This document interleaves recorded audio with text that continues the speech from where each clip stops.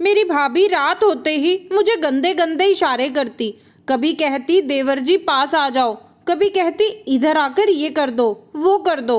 एक बार रात को मैं अकेला लेटा था तो भाभी मुझे देखकर मेरी चीखें निकाल दी। मेरी उम्र 18 साल है और मैं जयपुर का रहने वाला हूँ। मेरी माँ तो मेरे जन्म के बाद ही इस दुनिया में नहीं रही। मेरे बड़े भैया की उम्र उस समय 14 साल थी। मेरी दादी और मेरे पिता ने मुझे पाला था। मैं जब आँख खोली तो मेरी माँ मुझे इस दुनिया में लाते ही चल बसी थी। अब मेरे लिए मेरे पिता, मेरी दादी और मेरे बड़े भैया ही बचे थे। दादी ने मेरी माँ की मौत के बाद मेरे पिताजी से दूसरी शादी पर काफ़ी जोर दिया था, लेकिन पिताजी दूसरी शादी पर राज़ी नहीं हुए। वो मुझे किसी दूसरी औरत की गोद में नहीं डालना चाहते थे। दादी ने पिताजी को बहुत समझाना चाहा, लेकिन पिताजी ने साफ इनकार कर दिया। फिर मजबूरन दादी ने ही मेरी परवरिश की, लेकिन दादी भी बस 9 साल तक ही हमारा साथ दे पाई। एक दिन वो भी हम तीनों को अकेला छोड़कर चली गई। पिताजी दादी की मौत के बाद टूट कर रह गए थे। मुझे संभालना उन दोनों के लिए बहुत मुश्किल हो रहा था। मैं उस वक्त 9 साल का था। भैया भी कॉलेज पढ़ने के लिए जाते थे और पिताजी भी नौकरी पर जाते थे। मेरे पिताजी की बहुत अच्छी सरकारी नौकरी थी। ऐसे में उन दोनों में से एक भी मेरी ड्यूटी करने के काबिल नहीं था। पिताजी अगर काम छोड़कर बैठे तो घर का खर्चा कैसे पूरा होता, फिर भैया की पढ़ाई पर भी असर पड़ता। आखिरकार भैया ने ही अपनी पढ़ाई की कुर्बानी दे दी थी। उन्होंने घर बैठकर प्राइवेट पढ़ाई करना शुरू कर दिया था। मैं भी उस वक्त तीसरी क्लास में था। सुबह सवेरे उठना और तैयार होकर स्कूल जाता था। भैया हम तीनों के लिए नाश्ता बनाते थे।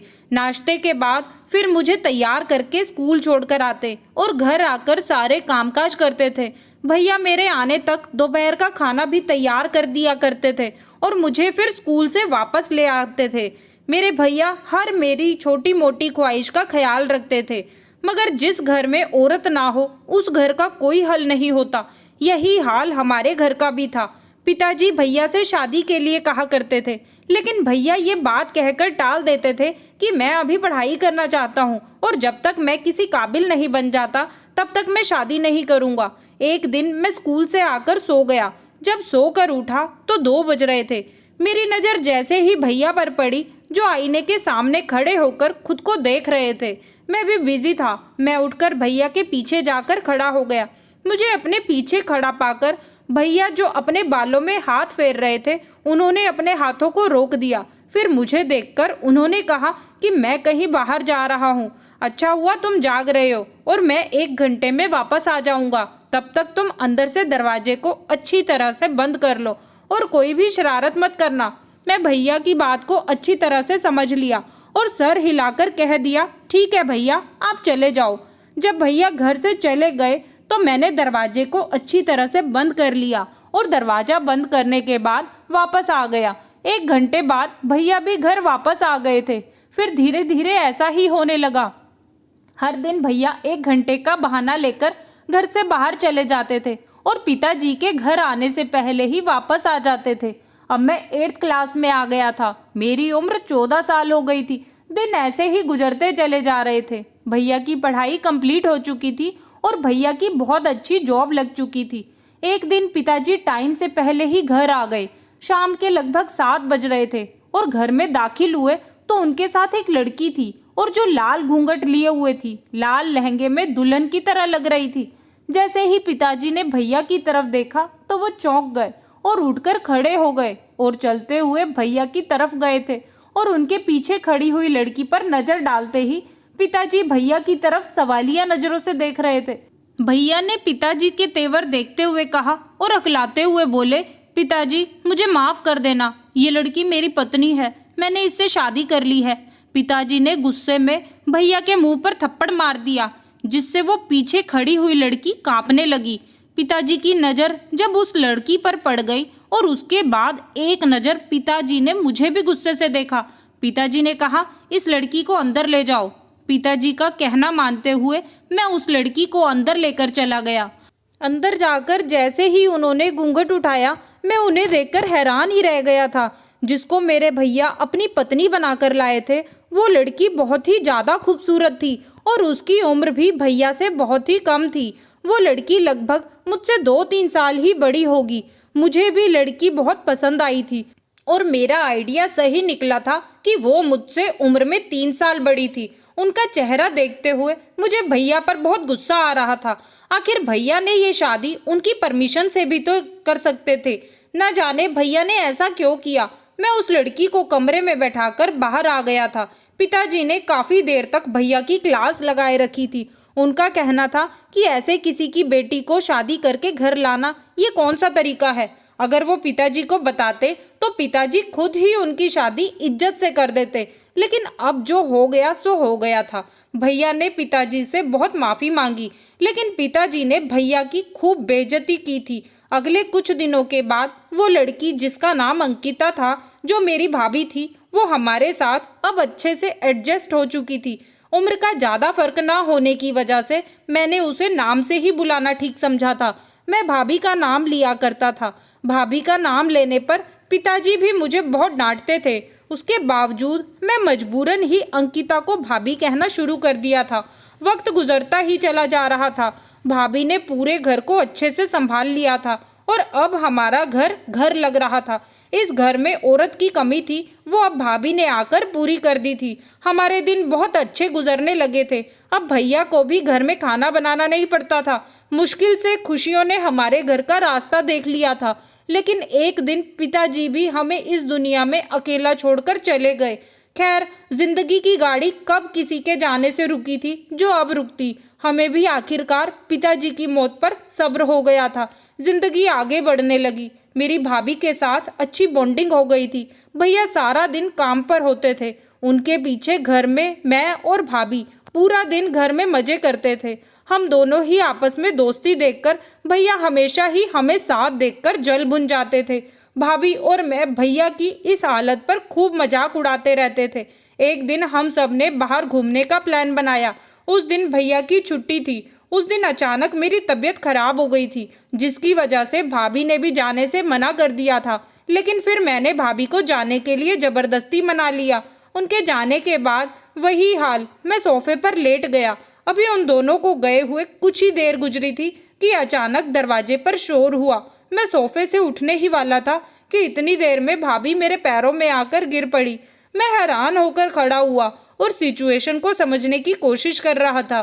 भैया ने ही भाभी को घसीटते हुए हॉल में लाकर फेंक दिया था और वो काफी देर तक भाभी पर गुस्सा कर रहे थे, जबकि मैं चुपचाप खड़ा हुआ सारा तमाशा देख रहा था। भैया भाभी की किसी सच्चाई के बारे में बात कर रहे थे।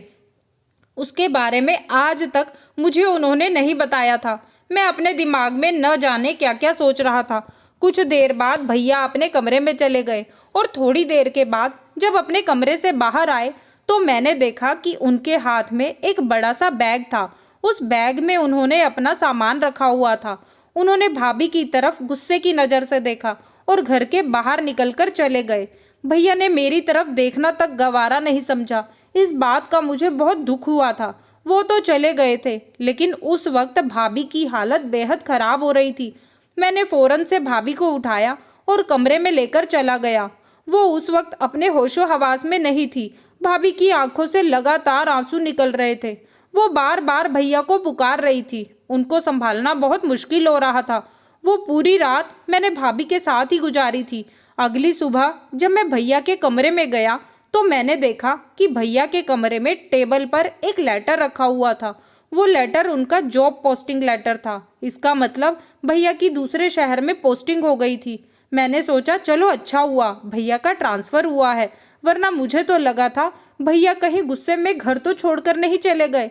ये तो अच्छा हुआ पता चल गया कि भैया कहाँ गए थे, वरना न जाने भाभी का रो रो कर क्या हाल होता।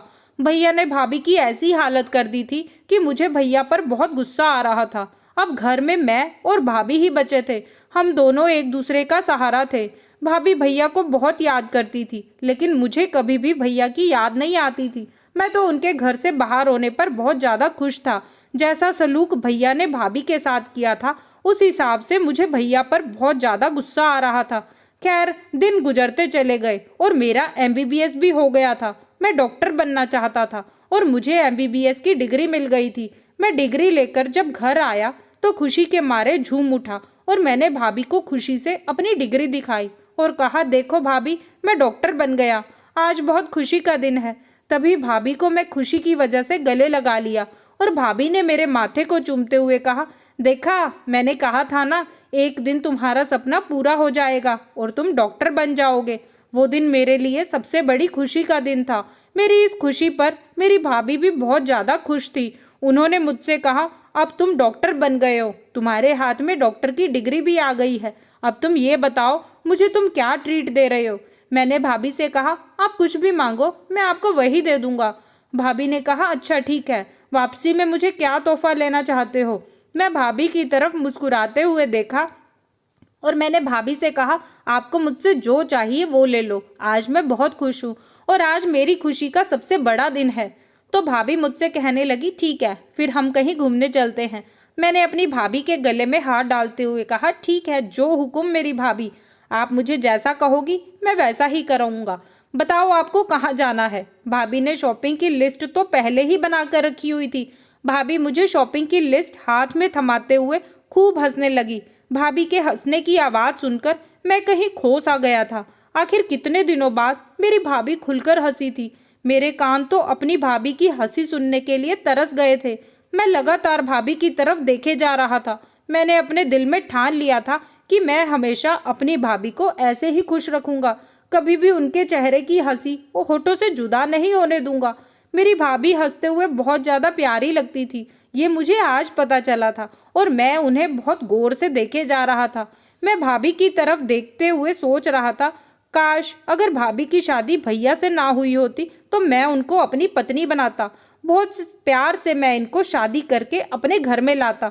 मगर अब क्या हो सकता था, किस्मत में जो लिखा था वो होकर ही रहता है।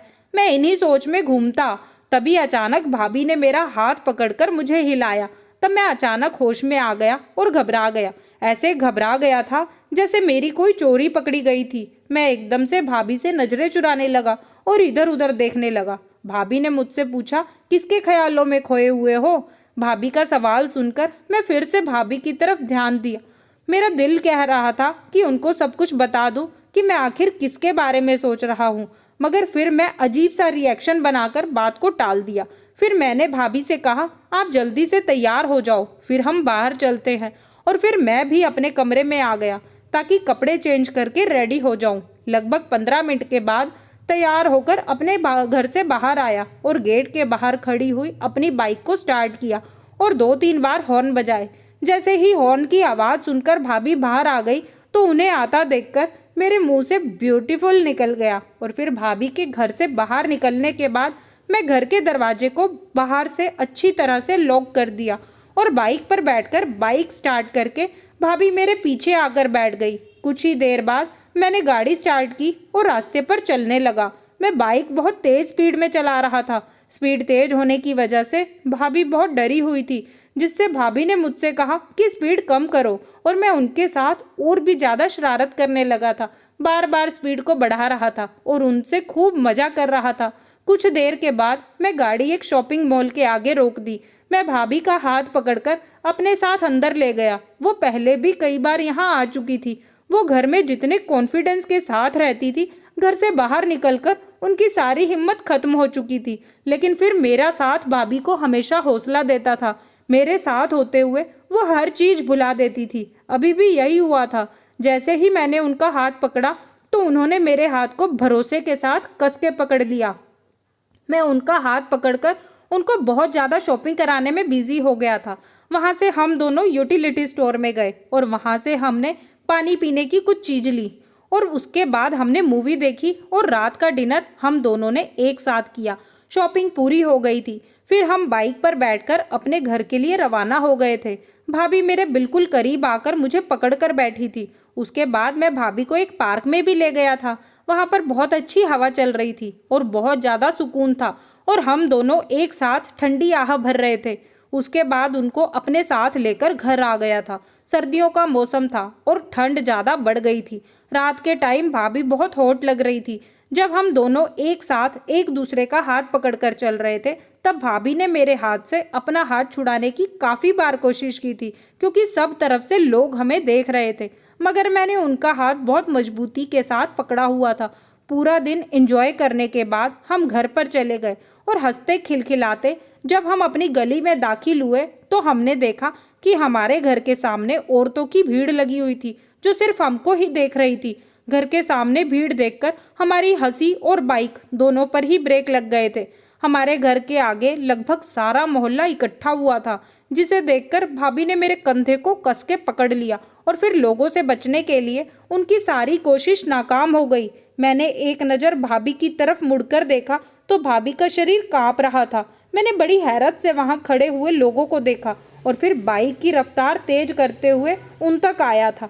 जैसे जैसे मैं उनके पास आते गया उन लोगों की बातें मुझे साफ सुनाई दे रही थी, जो लोग हमें देखकर बातें बना रहे थे। मैं बाइक रोकी और एक नज़र लोगों पर डालते हुए अपनी भाभी को बाहों में घेर लिया और भाभी को दरवाजे की तरफ बढ़ाते हुए जब मैंने एक औरत की आवाज़ सुनी, वो औरत कह रही थी, हे भगवान, ये क्या बेशर्मी मचाई हुई है। शुक्र है हमने आज इन लोगों को अपनी आंखों से रंगे हाथों ले लिया, वरना हमें तो पता ही नहीं चलता कि ये देवर भाभी का क्या खेल खेल रहे हैं। इनको तो अपने रिश्ते का भी लिहाज नहीं है। तभी दूसरी औरत भी बोल पड़ी और कहने लगी, अरे बहन, इसमें इस बच्चे का तो कोई कसूर नहीं है। इस बेचारे ने तो अपनी बिन माँ के ही बचपन गुजारा है, आखिर इसमें इतनी समझ कहाँ से आएगी। अरे ये तो इस घटिया औरत को सोचना चाहिए था ना, जिसने पहले इसके भोले भाले भाई को फंसाकर इस घर में दाखिल हो गई और अब देवर पर भी डोरे डाल रही है। अरे इसके तो लक्षण ही ठीक नहीं है, तभी तो इसका पति कितने सालों से इसे छोड़कर चला गया है। इसके इरादे सही नहीं है और दोनों भाइयों को अपने काबू में करना चाहती है। इसका तो काम ही यही है। इसके बाद ये कोई और मर्द ढूंढ लेगी और इसके जैसी औरतों का एक से गुजारा नहीं होता। इनकी तो आदत ही होती है। मुझे तो बेचारे इसके पति पर तरस आ रहा है, जो इसको इसके भाई का ख्याल रखने के लिए छोड़ गया था। जब उसे पता चलेगा उसके भाई का यहाँ पर क्या ख्याल रखा जा रहा है तो न जाने उस पर क्या गुजरेगी और न जाने बहुत सी औरतें इसी तरह की बातें कर रही थी। मैं चाहता तो उन सबको जवाब दे सकता था, मगर उस टाइम मुझे अपनी भाभी की फिक्र थी, जिसका उस टाइम सिर्फ मैं ही सहारा था। मैं जल्द से जल्द भाभी को घर के अंदर लेकर जाना चाहता था। अभी मैं भाभी का हाथ पकड़कर एक दो कदम ही आगे चला था कि इतनी ही देर में जो बात मैंने सुनी उसको सुनकर मेरा खून खौल गया और भाभी की मेरी बाहों में अपने होश हवास खो बैठी थी, जिसे देखकर मेरे माथे पर पसीना आ गया था। जो मैं नहीं चाहता था वही हो गया था। सब लोग मेरे आसपास जमा हो गए थे। आदमियों ने तो ये देखते ही मुंह फेर लिया था, जबकि औरतें ना जाने हम दोनों को एक साथ देखकर इतनी हैरान क्यों हो रही थी और इसी तरह से रिक्वेस्ट कर रही थी कि हमने दुनिया का सबसे बड़ा पाप किया है। ये सब देखकर मैं भी बहुत घबरा गया था। मुझे कुछ समझ नहीं आ रहा था कि क्या करूं और क्या नहीं। अगर किसी को सच पता चल गया तो न जाने क्या होगा। अभी तो लोग सिर्फ बातें ही कर रहे थे, झूठ मूठ की कहानी सुना रहे थे, लेकिन न जाने मैं किस सोच में गुम था। मुझे तो कुछ समझ ही नहीं आ रहा था। ऐसा लग रहा था जैसे मैं बहुत बड़ी परेशानी में घिरा हुआ हूँ। भाभी बेहोश हो चुकी थी। मैंने उन सब लोगों की परवाह न करते हुए भाभी को अपनी गोद में उठाया और घर का दरवाजा खोलकर घर के अंदर उनके कमरे में जाकर भाभी को लेटा दिया और फिर मुड़कर सब लोगों के मुंह पर घर का दरवाजा बंद कर दिया। मैं चाहता तो अभी और इसी वक्त सबको मुंह तोड़ जवाब दे सकता था, लेकिन मुझे इस टाइम सिर्फ और सिर्फ सुकून चाहिए था। मैं मुड़कर अंदर आया और अपने कमरे में जाने की बजाय भाभी के कमरे में चला गया और भाभी के पास बेड पर बैठ गया। अब मैं यही सोच रहा था कि न जाने कल का सूरज मेरे लिए क्या तूफान लाने वाला है। मैं अपने दिमाग में न जाने कैसी कैसी बातें सोच रहा था।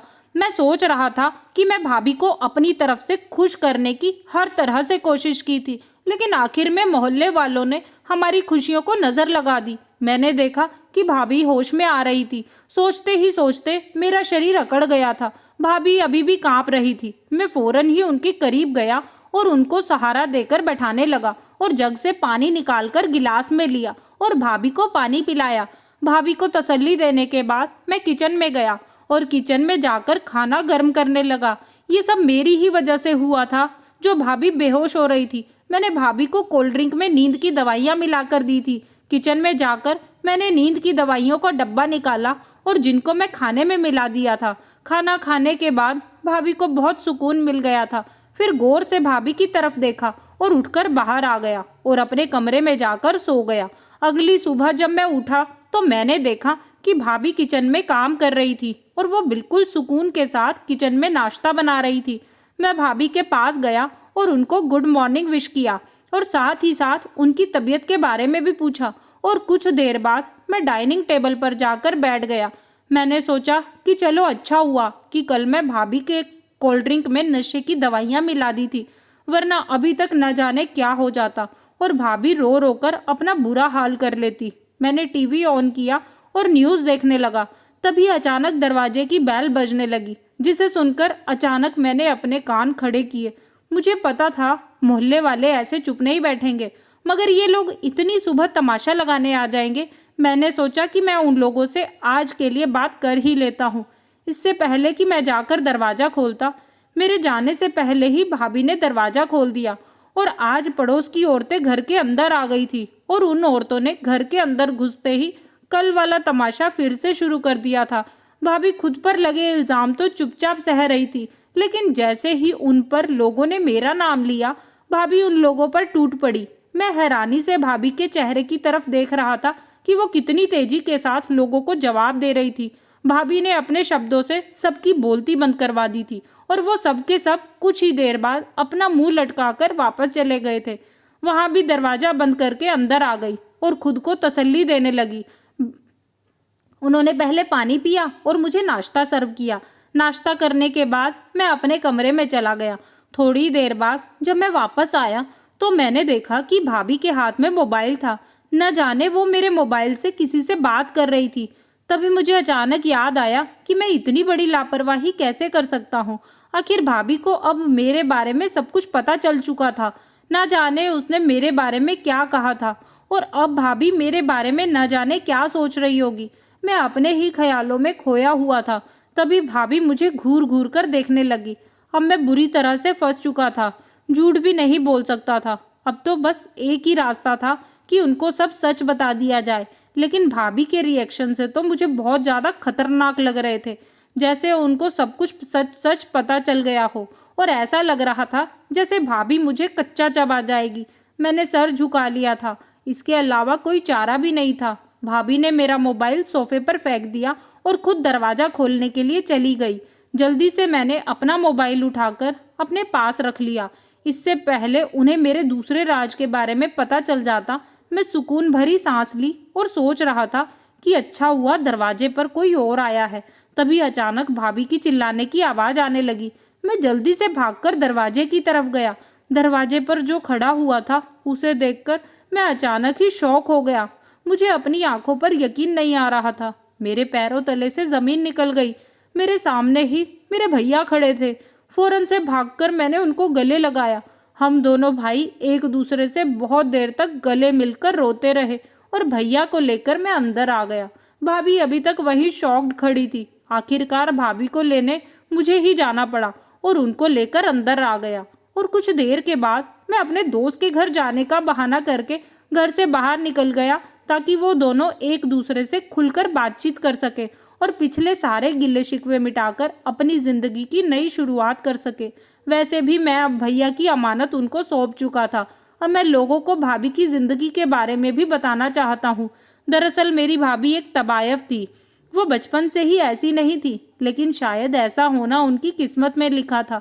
वो अनाथ थी। उन्होंने जब से होश संभाला था तो खुद को दर दर की ठोकरें खाता हुआ ही पाया था। जब वो 5 साल की हुई तो किसी फैमिली ने उन्हें अडॉप्ट कर लिया था और वो उस फैमिली के साथ ही रहती थी। आखिर उनका माँ बाप का प्यार मिल जाता था। वो उस फैमिली के साथ उनके घर चली गई। शुरू के कई साल जिन्होंने उन्हें अपना बनाया था वो काफ़ी अच्छे और अमीर परिवार थे। उन लोगों ने भाभी को सड़क से उठाया था और अपना नाम दे दिया था। लेकिन जैसे ही भाभी जवान हुई तो काफ़ी सारे ऐसे लोग थे जो उनकी खूबसूरती से जलते थे, क्योंकि भाभी बहुत ही खूबसूरत थी और बचपन से ही वो बहुत ज़्यादा मासूम लगती थी। जो परिवार उन्हें अपने साथ ले गया था वो जॉइंट फैमिली का परिवार था। वहाँ पर उनके स्टेप फादर के भाई की बेटी भी थी, जबकि उन लड़कियों में भी कोई इतना खूबसूरत नहीं था जितनी भाभी खूबसूरत थी। इसीलिए जब वो लड़कियों का रिश्ता आता तो वो लोग उन लड़कियों की बजाय भाभी को पसंद करके चले जाते थे। एक दिन उन लड़कियों की माँ भाभी को बहाने से अपने साथ घर से बाहर ले गई और उन्होंने बीच रास्ते में ही भाभी के मुंह पर क्लोरोफॉर्म लगा हुआ रुमाल रख दिया। उसके बाद भाभी बेहोश हो गई और उन्हें कुछ भी याद नहीं रहा। जब उनकी आंख खुली तो ये देखकर उनके पैरों तले से जमीन निकल गई थी कि वो एक कोठे पर पहुंच चुकी थी। वो औरत अपनी बेटियों का बदला लेना चाहती थी। वो जानबूझकर भाभी को बहाने से घर से बाहर लेकर चली गई और भाभी के बिना देखे ही मुंह पर क्लोरोफॉर्म वाला रुमाल रख दिया, जिससे भाभी बेहोश हो गई। और रिक्शा करके वो औरत भाभी को अपने साथ कोठे पर ले गई और घर वालों से उसकी बहाना बना दिया कि तुम्हारी बेटी कहीं मिल नहीं रही और वो गुम हो गई है, न जाने वो मेरा हाथ छोड़कर कहाँ चली गई। भाभी के सौतेले माँ बाप ने उन्हें ढूंढने की बहुत कोशिश की, लेकिन वो कहीं नजर नहीं आई। भाभी के सौतेले माँ बाप ने उन्हें हर तरफ ढूंढने की कोशिश की, लेकिन भाभी का कुछ पता ही नहीं चल पा रहा था। यहाँ तक कि पुलिस में भी रिपोर्ट दर्ज की और पुलिस भी भाभी को नहीं ढूंढ पाई। भाभी की सच्चाई के बारे में मैं पहले से ही जानता था। मुझे ये पता था कि भाभी एक तबायफ है। मैंने भाभी को बार में देखा था, लेकिन मुझे इस बारे में पता नहीं चल पाया था कि कैसे भैया की भाभी से मुलाकात हुई है और किस तरह से भैया भाभी से शादी करके उन्हें घर ले आए थे। लेकिन भैया को भाभी की हकीकत के बारे में नहीं पता था। जिस दिन भैया घर से गए थे तब भैया को भाभी की सच्चाई के बारे में पता चल गया था। भैया को भाभी की सच्चाई किसने बता दी थी और जैसे ही उन्हें भाभी के बारे में पता चला उन्होंने भाभी की खूब क्लास ली। क्लास तो मेरी भी ली, मगर उस दिन गुस्से में भैया ने मुझे कुछ नहीं कहा और मैं बच गया। उनके जाने के बाद भाभी को बहुत डिप्रेशन हो गया था। डॉक्टर का कहना था कि वो कभी भी इस डिप्रेशन से बाहर निकलकर बाहर नहीं आ सकती है, असल जिंदगी की तरफ नहीं लौट सकेंगी। इसीलिए मैं उनका और भी ज़्यादा ख्याल रखने लगा था, लेकिन मेरी मेहनत और कोशिश करने पर वो ठीक होने लगी थी। मैंने भाभी का ट्रीटमेंट अपने हिसाब से करना शुरू कर दिया था। हमेशा मैं उनका ख्याल रखता था, जिसे सब लोगों ने गलत समझा था। लोग मुझ पर और भाभी पर न जाने किस किस तरह के इल्ज़ाम लगा रहे थे। भैया 2 साल बाद घर वापस आए थे। ये सोच सोचकर मेरी आंखों में आंसू आ गए थे। अभी तो मुझे मेरे रिश्ते फिर से मिल गए थे और मैं खुलकर उनके साथ जीना चाहता था, लेकिन अब ऐसा मेरे साथ मुमकिन नहीं था क्योंकि मुझे ट्रेनिंग के लिए शहर से दूर जाना था। इसीलिए मैंने अपने कमरे में जाकर अपनी पैकिंग शुरू कर दी। भाभी को आज सुबह ये बात पता चल गई थी, जिसके बारे में मैंने भाभी को नहीं बताया था। मैं भाभी को अकेला छोड़कर नहीं जाना चाहता था। इसी वजह से मैंने अपनी ट्रेनिंग को कैंसिल करवा दिया था और भाभी को फ़ोन पर इसी बारे में पता चल गया था कि मेरी यही सच्चाई है, जिसके बारे में भाभी को मोबाइल के जरिए पता लग गया था। मेरे एक दोस्त ने फ़ोन करके भाभी को बताया था कि अंकुश ट्रेनिंग पर जाने के लिए मना कर रहा है। आखिरकार ये उसका सपना था, लेकिन वो आपकी परवाह की वजह से आपको छोड़कर अकेला नहीं जाना चाहता था। शाम के टाइम जब मैं घर पर वापस लौटा तो मैंने देखा कि भैया भाभी मेरा इंतज़ार कर रहे थे। भाभी ने तो रो रो कर अपनी आंखें सुजा ली थी और ऐसा लग रहा था जैसे वो मुझे डांटने के लिए तैयार बैठी थी। मैं जाकर उन दोनों के पास बैठ गया और उन दोनों को प्यार भरी नज़रों से देखने लगा। मैं अपने भैया भाभी को अपने माता पिता समान समझता था। भाभी ने मुझे सगी माँ जैसा प्यार और ममता दी थी। इसीलिए मैं चाहता था कि मैं भाभी को कभी भी अकेला छोड़कर नहीं जाऊंगा। लेकिन अच्छा हुआ ना कि भैया खुद ही घर वापस लौट आए थे। अब मैं बेफिक्री से यहाँ से अपनी ट्रेनिंग पर जा सकता था। भैया भाभी ने मुझे समझाया कि तुम अपनी ट्रेनिंग पर अब आराम से जा सकते हो और तुम्हें किसी भी चीज़ की ज़रूरत हो तो तुम हमसे ज़रूर कहना। हम हमेशा तुम्हारा साथ देंगे और तुम अपना सपना पूरा करो और कामयाब डॉक्टर बनकर अब घर वापस लौटना। अपने भैया भाभी से मुझे बहुत हिम्मत मिली थी। मैं बहुत खुश था। वो दोनों भी अब आपस में बात करने के बाद ठीक हो गए थे। आखिर भाभी के साथ जो हुआ था उसमें उनकी कोई गलती नहीं थी। इसीलिए भैया ने ऐसा भाभी की सच्चाई जानने के बाद भाभी से माफ़ी मांग ली और कहा था कि उन्होंने जो उन पर गुस्सा किया था उसके लिए वो उनसे माफ़ी मांगते हैं और अब वो उनको कभी भी अकेला छोड़कर नहीं जाएंगे। मैं बहुत अच्छा डॉक्टर बन गया हूँ और मेरा अपना हॉस्पिटल है। मेरे भैया भाभी भी अपनी ज़िंदगी में बहुत खुश हैं और आज मेरे भाई भाभी के पास 2 बेटियां हैं। दोनों अपनी ज़िंदगी में बहुत ज़्यादा खुश हैं और मैं भी अपनी शादी करने के लिए एक अच्छी सी लड़की तलाश कर रहा हूँ। आप लोग मेरे लिए प्रार्थना कीजिए कि मुझे भी मेरी भाभी जैसी ही लड़की मिल जाए जो मेरे परिवार को और मुझे बहुत अच्छे से संभाल सके। धन्यवाद दोस्तों आपको हमारी कहानी कैसी लगी हमें कमेंट करके ज़रूर बताएं। कहानी पसंद आई है तो इसे लाइक करें, शेयर करें और हमारे चैनल को सब्सक्राइब करें। धन्यवाद।